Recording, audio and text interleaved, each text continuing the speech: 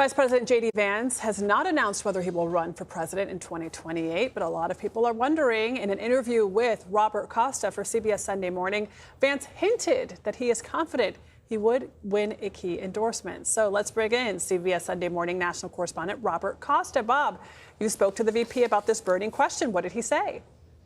He didn't make any guarantees about whether he's going to run, but it was a fascinating conversation last week at the vice presidential residence while he sat with his wife, Usha, the second lady, and then talked to me one-on-one.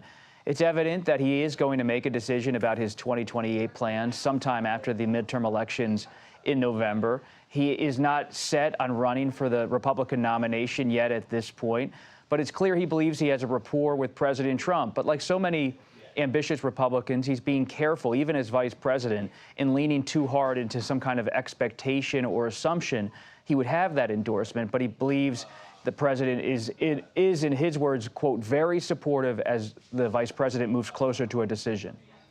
And Bob, I'm curious if anything really jumped out at you from your interview. One of the preview quotes we saw last week was that the U.S. and Israel is not always on the same page. Of course, he's doing this interview to promote his book, and he also talked about areas in which he and the president disagree when it comes to the U.S.-Iran war. What really stood out to you? I did ask him, Errol, about that. A lot of reporting out there about the vice president being a skeptic, at least at the initial stage of this conflict, in terms of engaging with Iran militarily.